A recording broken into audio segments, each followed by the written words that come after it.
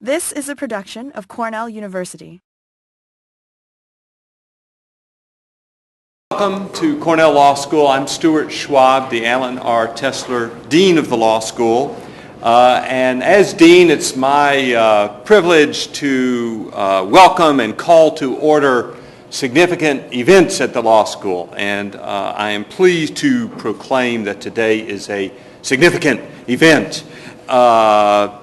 It's significant, I'll now say a trite couple of sentences because sustainability is an important topic at the law school, at Cornell University, at our nation, in our world. We're pleased to host such a great assemblage of talent on the subject of defining sustainability. Let me be clear to extend my thanks to the students of the Environmental Law Society who have really spent a terrific amount of effort going back over a year, right? At least over a year, Liz, that I'm aware of your efforts, and it probably even more of that to all of us behind the scenes work to make this come together. And now it's my great pleasure to introduce the first speaker today, Roger Martella. Mr. Martella is a partner in the Environmental Practice Group at Sidley Austin. Prior to returning to Sidley Austin, he was General Counsel of the United States Environmental Protection Agency. In that role, he did really a wide range of things, but one of the most important was that he led the team that developed under the Clean Air Act the federal government's legal framework for climate change. Just sort of one of the many activities. He's also an expert on Chinese environmental law, has been a visiting professor at Wuhan University and Tsinghua University in China. I just mentioned to Roger that, I've just returned from a trip to China myself, and I thought, I'm interested in your reaction. I thought maybe that would impress him. That was 2 weeks ago I got back, and I'm just getting over my jet lag. And then I learned that not only was Mr. Martella in China earlier this week, he's returning this afternoon to China. But because the Chinese government has asked him to do yet another activity there. But luckily, thanks to the foresight of our students, we had booked his calendar in advance of what the Chinese government requested, and we greatly, if I may, we appreciate your keeping your commitments, even if it's rather incredible. And I was unable to impress you that 2 weeks ago I was in China myself. I'm pleased to note that Mr. Martella is a Cornellian. Having studied environmental science as an undergraduate here at Cornell, we somehow let him slip south to Vanderbilt Law School, but that was our mistake. But 4 years at Cornell, we like to think, is what helped launch this wonderful career of his. Please join me in welcoming Roger Martella, and thank you all for participating in this great conference. Thank you. I was very impressed. I think I have to turn this on. It is on.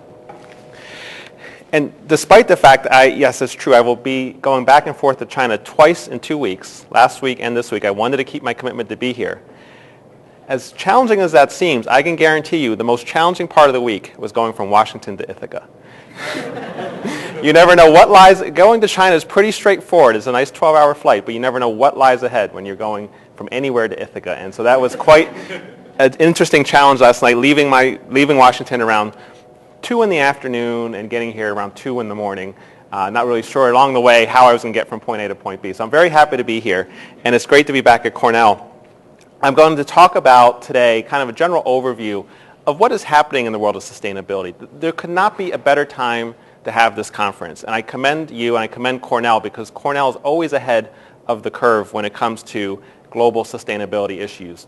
15, 20 years ago when I was here, they were predicting things that are happening today, and it's true with this conference as well. And the dean mentioned, did Cornell have an influence on me? It actually had the single greatest influence on me wanting to become an environmental lawyer. And the story I talk about the most, it's a story I shared with Senator Obama about a year and a half ago when I was going through a confirmation proceeding. Senator Obama and I had a very nice interaction when I was getting confirmed, and ultimately supported my confirmation after I helped him out on an environmental issue involving lead paint, where we shared the same concern. And I told him this story to try to impress on him how humbled I was to be nominated to be the General Counsel of the Environmental Protection Agency. And it was a story that originated in this very building, even though I didn't go to law school here. And it was a story that really stuck with me throughout my whole career. I was here at Cornell, wanted to be an environmental reporter, took Professor Booth's environmental law class in the public policy, in the planning department, and decided very late I wanted to go to law school and be an environmental lawyer. And I come to this building, and there was a fair of law schools, and I go up to a law school that's very well known for environmental law. And I won't say who it is. I've never said who it is. I know who it is. I'll never say. And the person asked me what I wanted to do. And I said, I really want to work at EPA. That's my goal. I just want to be an attorney at EPA and try to help the environment. And I'll never forget what this person said. And she said, well, EPA is so selective in who they hire, and they hire so few people that you really need to have other goals. Basically telling me not even to think about it. So it became kind of a mission that at some point I would get a job at EPA. I never would have predicted I would be general counsel in charge of all the 350 lawyers there and the chief legal advisor. But it was a way for me to share with Senator Obama, the rest of the Senate, on how humbled I was to be an environmental attorney. But it led to, that was kind of the first interaction in a theme throughout my whole career, which was a theme of people saying, don't be an environmental lawyer. It's a dead thing, it's a dead field, it's gotten boring, it's gotten routine, and it's time, you really need to find something else to do. And it happened every step along the way of my career, trying to talk me out of it, until about a year and a half ago, when something changed. And what changed was this notion of sustainability, that the world woke up and realized we're dealing with different types of environmental issues than we've dealt with before. And I want to explain that. I want to show you what I mean when I say we have new types of environmental issues. This, I think, is a picture probably most people have seen. It's a great picture of New York going through its very rapid growth. This is just like China's going through rapid growth today. In the 1930s, this was New York going through rapid growth at Rockefeller Center.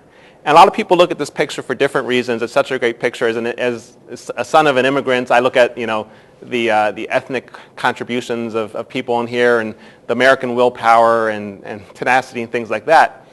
But the other thing I noticed, which most people don't notice and don't pay attention to, is the quality of the sky in the 1930s in New York. The kind of conditions New Yorkers were living under. And it's not just this random picture. If you find other pictures, you can see there was significant air pollution in New York. And people criticize China today. This is what it looks like in Beijing. I'm going to show you some pictures. But we have to remember, this is where we're at. And even in the 1970s, this is, of course, the World Trade Center under construction. And we had a tightrope walker from France, apparently. I was too young at the time to know this. But you can see the quality of the air in New York in the 1970s was very different than it is today. There's the Cuyahoga River. If you've ever heard of this, if anyone's from Cleveland, you know this well. This was a river in the 1930s, 40s, 50s that would just spontaneously catch on fire because of all the pollution in the river. And then, of course, you can't have a conversation about the environment in upstate New York without talking about Love Canal, probably one of the best-known environmental tragedies in the United States. A canal that was built for navigational purposes but abandoned, filled with chemicals, and became really the first time in American environmental history that people made a connection between environmental issues and health issues. When we noticed there were miscarriages and problems with children, for the first time people realized there's a connection between the health and the environment. So these are the environmental issues. When I was studying law, when I wanted to be an environmental lawyer, we were working on these. These are command and control issues. How do we solve the environmental problems of the past? How do we remedy the bad air, the bad water, the contaminated lands? And Congress passed a number of laws to do that, and these laws have been very effective, these command and control laws, so that we have clear skies in New York now. The Cuyahoga River supports a multi-million-dollar fishing industry today. And Love Canal, where you went from for sale, buy one house, get one free, a very vibrant community with children and a very nice community, thanks to these environmental laws and these command and control structures. And by the time I wanted to be an environmental lawyer in the 1990s, people said, okay, we've got a good handle on this. We're still doing it, but it's not really cutting edge stuff anymore. Where people are looking now is sustainability. And this is the whole theme of this conference. And everyone here will have a different view of sustainability. What do we mean by that? And so I'm just going to offer you my view and tell you what I do when I work on sustainability law. Because as general counsel at EPA, I think I was there during this shift in environmental law, this second generation, moving from command and control to sustainability. So what does this mean? And to me, I think very simplistically, as you can probably, I'm a simple-minded person. And to me, this is what I mean by sustainability. This is my wife and my 3 young children. That was not taken very long ago. And to me, sustainability is all about them. It's not only do I want to fix the harms of the past, I want them to have a better environment when they grow up. And they should have a better environment for their children. So it's how can we look forward toward a better environment for future generations, not just fixing the harms of the past. We should still do that. That's still important. But we have to look forward, too, and come up with a better environment for future generations all around the world. And of course, I'm not the only one who believes this. There's economic reasons to do this. There's an economic component of sustainability. I'm going to start with that because we can have lots of academic ideas, and Cornell, again, always is great at forecasting this and projecting this. But sometimes until you can put things in economic terms, they're hard to implement. And everywhere you look, everywhere you turn, of course, you see more and more people marketing sustainability, marketing green concepts from products you buy in the supermarket. These products here are sold not based on how well they do their job, but on the basis of how little harm they do to the environment. People now select products for that, and I have a meeting next week with a person who is starting a Whole Foods version of Home Depot. They're building a green Home Depot. You'll be able to go to this store and buy green, sustainable products to fill out your home, and it's a chain going around the country. If you're in a city and you see a new building going up, the first thing you see anymore is not the square footage, not the price per square foot, not the delivery date, the LEED rating standard. It is now one of the biggest decisions on which people buy commercial real estate, to some extent residential real estate. How green is this building? Walmart, there's a joke among industry that the EPA is actually irrelevant because the Walmart standards are so much higher than the EPA standards, and people have to worry about how to comply with the Walmart standards. And then, of course, there's the whole transportation sector.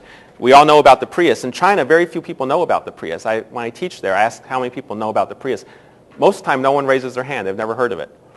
You will probably all know about the Prius. You see him here in Ithaca a lot. Well, I have some super secret information for you. The next thing with hybrid technology is biofuels, of course.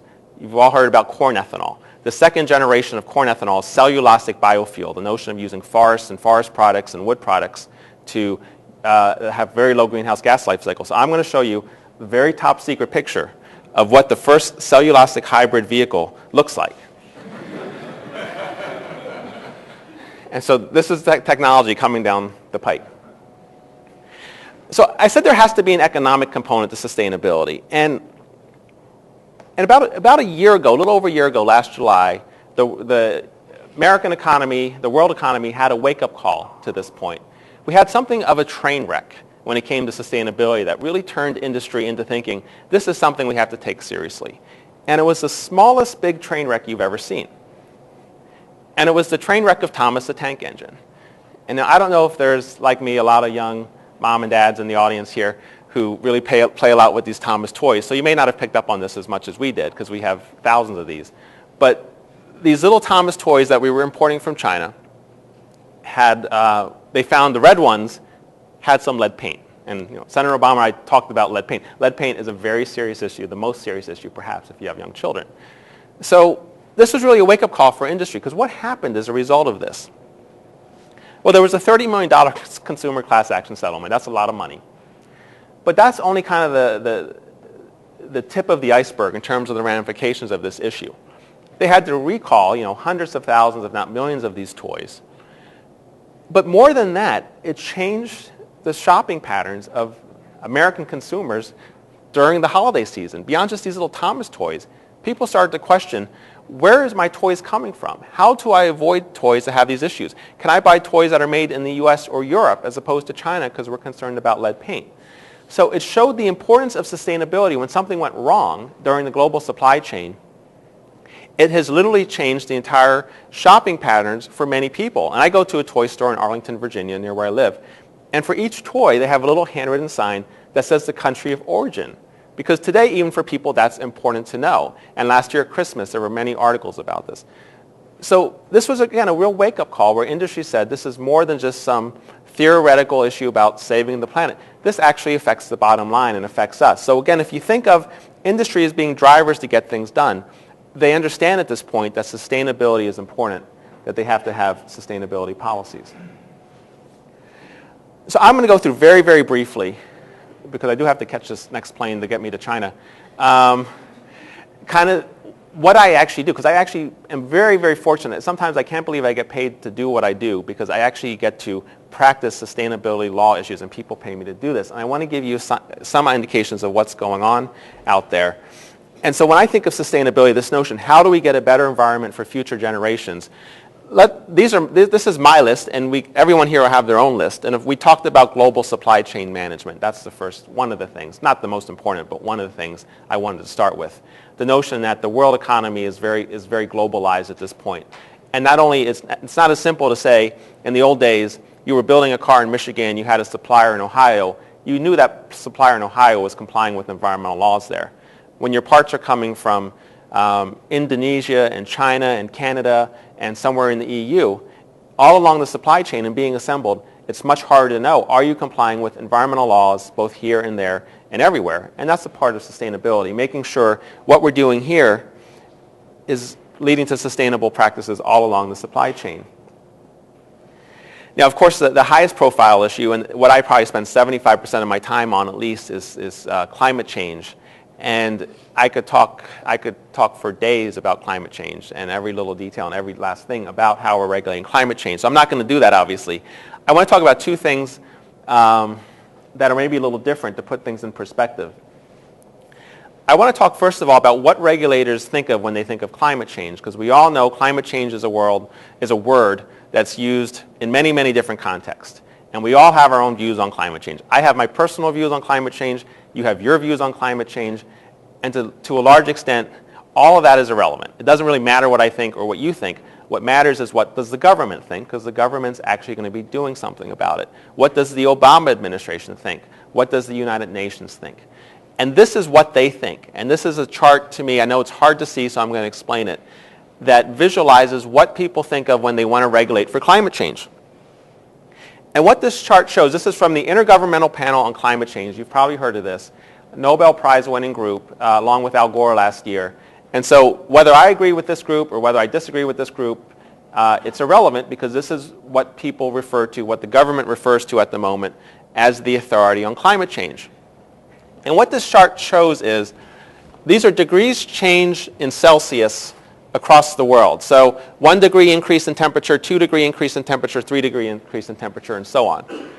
And for each degree change, it shows for water, ecosystems, food, coasts, and health, what's going to happen if the temperature changes that much in the world. And I've put this vertical line in here at 2 degrees Celsius, which is, I think, 5.6 degrees Fahrenheit. I could be wrong on that. Because that is where the experts on climate change say we want to avoid.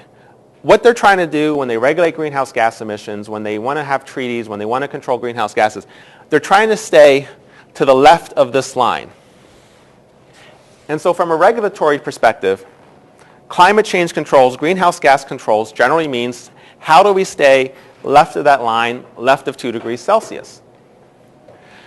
And we translate that into another type of criteria called concentrations of greenhouse gases. And I'll explain this for a second. Every breath we take today, whether it's in Ithaca, whether it's in China, whether it's in Washington, whether it's in Brazil, we all breathe about the same amount of CO2 in every breath. We breathe about 387 parts per million of carbon dioxide. So we're at 387 today. Back pre-industrial revolution, we were around 250. So in the early 19th century, we were breathing 250 parts per million of carbon dioxide. So we've gone from 250 to 387. And the notion is to stay below that 2 degree, to stay left of that line, you can't go above 450. So what regulators are trying to do, they're saying, how do we stay below 450 parts per million when the trajectory is going up? We're at 387, we're going up fast, we want to stay below 450. So it gives us some sense of the stringency by which people believe, by which the government believes, we need to control greenhouse gases. And I can tell you, That is a very aggressive goal. It's a very strict goal. I was just on the phone this morning, on the phone outside one of the halls, taking a conference call, and someone just told me about a report from an environmental group that said, if the United States was to shut down its greenhouse gas emissions today, just shut everything down, we would produce no greenhouse gases. We would still exceed 450 parts per million because of the greenhouse gas emissions from China, from India, from Indonesia, and other places, which shows how formidable this challenge is, why it takes up 75% of my time, and why incredibly complicated this is of a problem. Now, I said we can talk about so many different things about climate change, but because I only want to talk about one more thing, which is one of my favorite things I'm doing. Oh, I should tell you, by the way, just for full disclosure. You've heard of the Massachusetts versus EPA decision, where the U.S. held that the EPA should be considering climate change regulations. I actually was the counsel of record for EPA arguing the exact opposite, that under the Clean Air Act we should not be doing that. I know that wasn't a popular position with some people, and it wasn't that I don't take climate change seriously. I obviously do. But the challenge here was we had a law from the 1970s that was set up to deal with local and regional pollutions, and my position was we need a global solution, we need a national solution, not a patchwork solution underneath this outdated law. As you know, the Supreme Court did not agree with me in a very close decision, I might add. And as a result of that, I spent most of my time at EPA coming up with legal frameworks to implement the Supreme Court decision. I took the court's decision very seriously. I do today, and I've spent most of my time finding ways to implement it. The other area I want to talk about with climate change, because this is Cornell, and Cornell has such a great forestry program, has such a great connection to natural resources, is the notion of deforestation. To put things in perspective, you've probably all seen Al Gore's movie. You understand how greenhouse gases work from cars and smokestacks and coal-fired power plants. To me, this is a really interesting issue, which is the relationship between deforestation and climate change. This is a map of greenhouse gas emissions in the United States. You can see on the left electrical generation, transportation, industry. They're all greenhouse gas emitters. When you go over here, these are greenhouse gas sinks. These are areas of the economy or of the United States that actually absorb carbon dioxide, sequester carbon dioxide through natural processes. And forests in the U.S. are the single greatest carbon sink. They actually capture more carbon dioxide than they expel. And I represent a group of about 18 private forest owners who own 85 million acres of forest in the United States, in 47 states. And what we're trying to do is find ways to use forest as a solution to climate change, both through sequestering carbon and through promoting cellulosic biofuels like we saw with that Prius. So this is one of my really interesting projects I get to work on. But worldwide, the story is very different. In the U.S., forests serve as a sink. But worldwide, forests are either the number one or the number two source of greenhouse gas emissions. So when we think of coal-fired power plants in the U.S., when we think of transportation, automobiles, that's not as much a problem around the rest of the world in places like Indonesia and places like Brazil. Their biggest source of greenhouse gas emissions is deforestation. And so this is a sustainability question. We have to understand if we're going to solve climate change globally, which we need to do, because again, shutting down the U.S. will not solve climate change, we need to understand that challenges are different in different parts of the world and work with different parts of the world on solutions. And so what my group is doing is working on ideas to come up with responsible forestry, sustainable forestry, to help introduce to these other parts of the world to help them contribute to addressing climate change. The Bali framework, the post-Kyoto framework, which is going on right now for a mechanism after 2012, forestry is one of the three major issues they're working on. So worldwide, people understand this as an issue. In the U.S., it's not kind of understood as much because, again, our situation in the U.S. is very different. So the next area when I think of sustainability is cleaner energy, of course, and it kind of relates to climate change as well, because obviously if you're using cleaner energy, if you're using less energy, you're emitting less greenhouse gases. And we're already taking steps in this direction. A lot of people say the U.S. isn't doing anything to address climate change, and I take issue with that because we actually already are. In December of last year, even though we didn't call it a climate change law, Congress for the first time since the 1970s required increased fuel efficiency of cars. So we're now going from, I forget what it was, 27.5 miles per gallon today to 35.7 miles per gallon by 2015, 25%.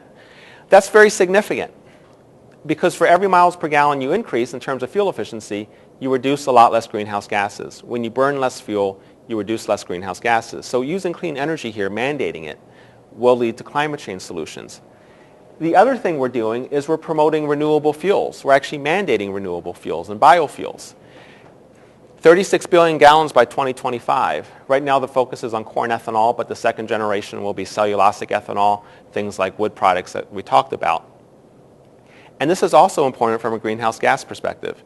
It's important from an energy security perspective because the more we rely on renewable fuels, the less we rely on foreign oil and other things. But also, biofuels can have lower greenhouse gas life cycles than petroleum, meaning that rather than extract petroleum from a well, transport it across the ocean, refine it here in the U.S., releasing greenhouse gases all along the way, planting corn in the field, bringing it to a refinery, and selling it, presumably could have less greenhouse gas emissions than petroleum if you do it the right way, and there's lots of questions about if you do it the right way.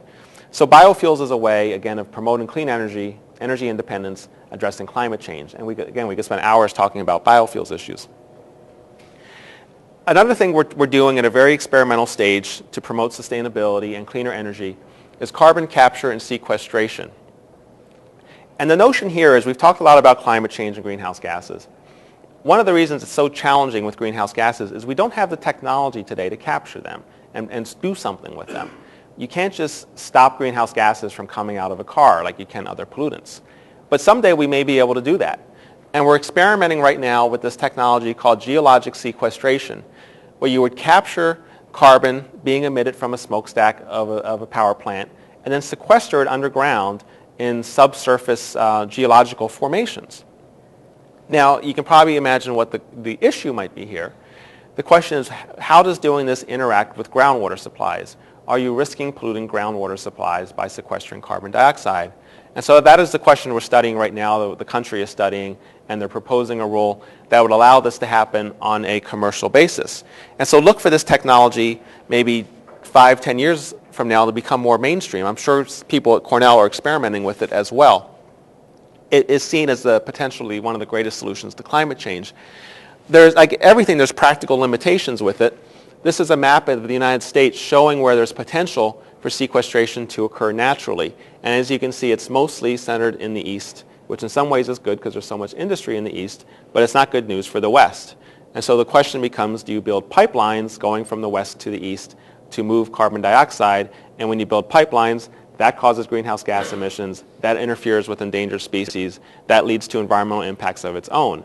And again, you can see how complicated some of these sustainability challenges become, but doesn't mean we shouldn't try. Constantly, we're coming up with new technologies. One of them is nanotechnology. These are infinitesimally small particles that, when used in certain ways, lead to different types of results. This is a little bit beyond my scientific expertise. All I know is that these shirts that my wife insists that I buy apparently have nanotechnology materials in them because she can stick them in a washing machine and they don't have to go to a dry cleaner. And there's many, many uses. You see more and more on products nanotechnology. This is an instance where we're using nanotechnology every day. Everybody's using nanotechnology, whether you know it or not. But we're not regulating nanotechnology. We don't even have a good handle yet on what are the effects of these infinitesimally small particles that might be able to get into our systems in ways other particles can't.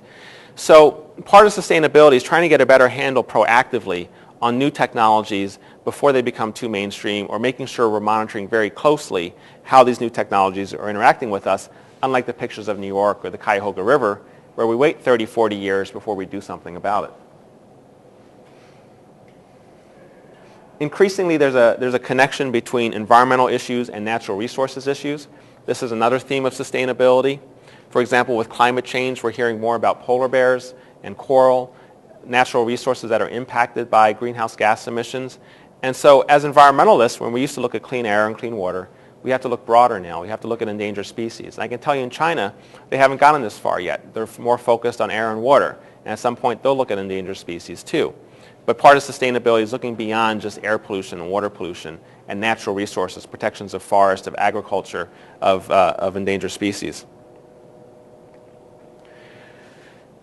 Sustainability requires a new type of relationship than we've seen in the past. Traditionally, it's always been the environmentalists versus the industry groups. and that's still true by and large, but that's not necessarily the best way to move. I'm proud of the fact that I work well with both sides, I think, and I've been able to bring both sides together, environmental groups and industry groups.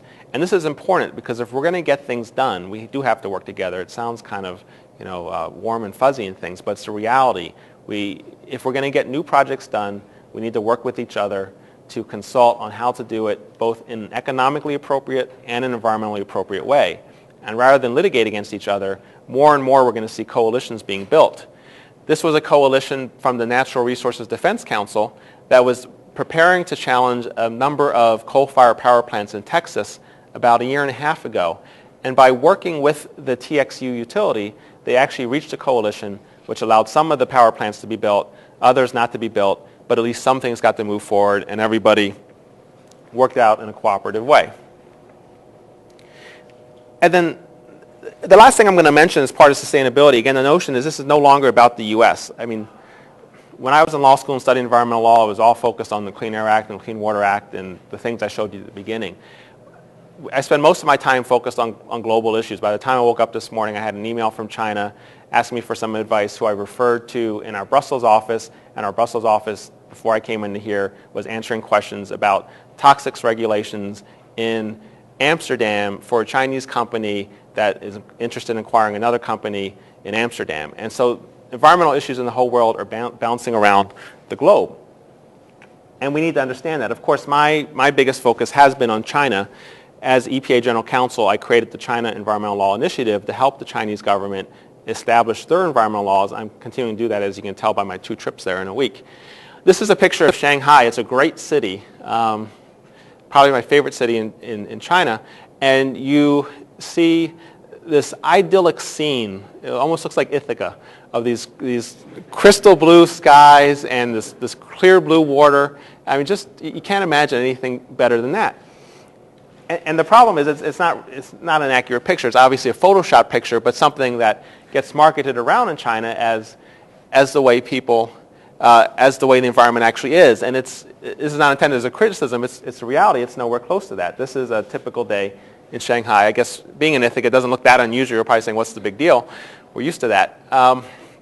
But the challenges in the environment in China are quite significant. And my hope and my goal and the role I'm playing is to do what we did in the U.S., help them with that environmental law framework so they get from where they are today to where they want to be.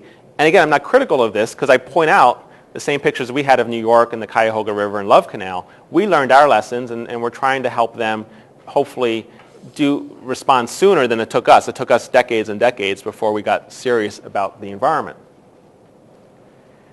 Now, their challenges in some ways are greater than ours because we've talked about the notion of the past, the command and control structures, versus the future, the notion of sustainability.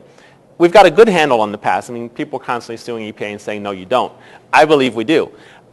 What we're trying to get a handle on are these notions of sustainability, and we're focusing more and more attention on that. China has dual challenges in that it has to do both at the same time.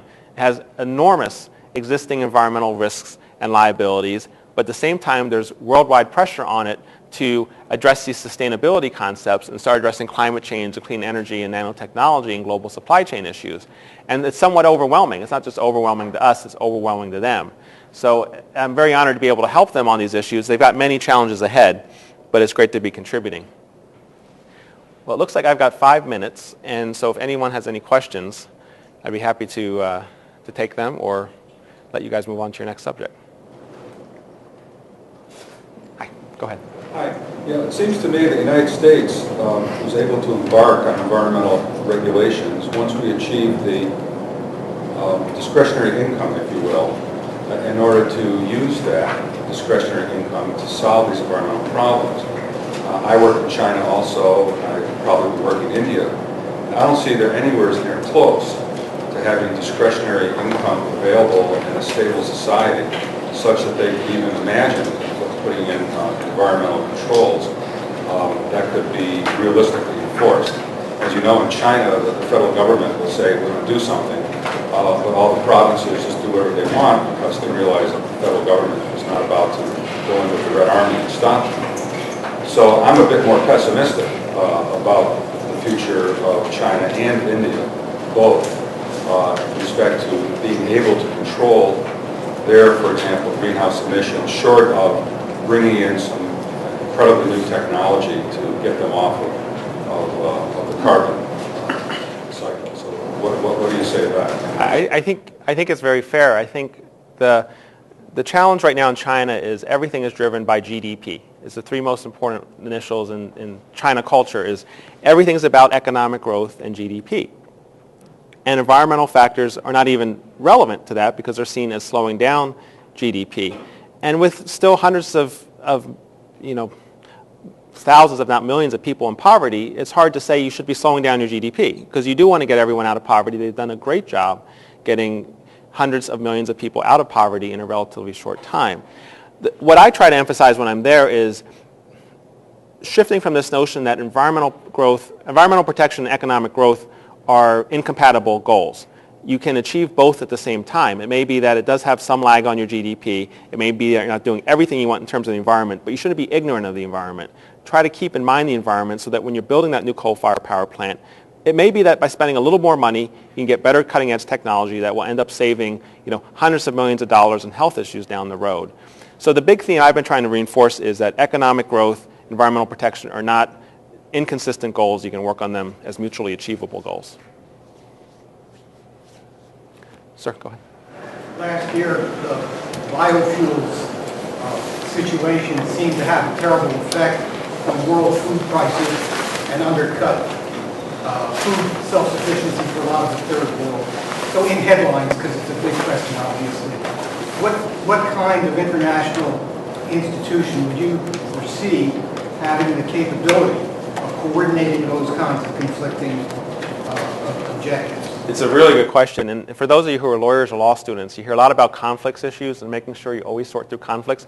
I have never seen more challenging conflicts questions than in the area of biofuels as I try to take on clients and decide who to retain, because there's so many different views, and there's people who have the view, and you've hit the nail on the head, that biofuels are essential to reducing greenhouse gases, and we should do everything we can to encourage that because we have to solve climate change. Other people have the view, and a lot of people act out of their own self-interest, that by promoting biofuels too aggressively, you're going to be taking commodities away from food programs and from farmers. And so it's going to drive up the worldwide price of commodities and food and cause hunger issues. And in addition to that, it's going to have indirect impacts. And this is the big issue right now with biofuels is the notion of indirect impacts. The notion that we talked about forests and how forests capture carbon dioxide. What if you own a forest and all of a sudden there's a huge demand for corn because of biofuels? Does that give you incentive to cut down your forest and start planting corn? And therefore, you're actually releasing greenhouse gases from cutting down your forest, you're removing a carbon sink, and you're creating a net gain in terms of greenhouse gases. So at the outset of this era of biofuels, it's a question that everyone's coming to grips with. There's so many different views on this, and a lot of it's hard to know because people are coming from their own self-interest on promoting one thing over another. But I agree with you, it's going to take kind of an international understanding of how does the demand for U.S. corn affect worldwide food chains. The EU is as aggressive as we are in this, so when you put the two of us together, is that causing global issues? I don't think there's a great answer right now. I think people are still trying to sort through that. Go ahead. The Clean Water Act was really powerful because it set those standards for nitrogen, phosphorus, trace metals. And now with sustainability, our big issues, pharmaceuticals, hormones, personal health care products, it's a little niche of chemicals that wash right through into the streams that are affecting health and all. So how are we being able to tackle that kind of piece? It's going to be much harder than what we did, I think, with the Clean Water Act. We didn't have to mind for that. You're right. The question is, when the Clean Water Act was passed, we were concerned about the Cuyahoga River and people just dumping stuff into a stream, and that doesn't really happen anymore. I mean, maybe every once in a while someone tries to get away with it, but there's not a whole lot of people just out there polluting in the streams. What happens is through consumer products or pharmaceuticals, the things that you dump down the drain are showing up, endocrine disruptors and things like that, and causing all kinds of effects and hormone issues, and there's been many studies of that. I think that is the next trend. I think, if you were to look at where does the next administration go, where does the Obama administration go, and say, let's take a fresh look at this, what are the cutting edge issues of the future, that would be one of the things I would advise them, is saying rather than focus on this traditional Clean Water Act pollution, how can we get at these bigger issues upstream in the supply chain and start regulating there. Well, it looks like my time is up. I think my email is up on the screen, and so if anyone has follow-up questions, or even in terms of the students that are here who are interested in these issues, anything I can do to help you or be of help, I hope you won't hesitate to let me know. But I appreciate the invitation. I'm very honored to be here, and thank you.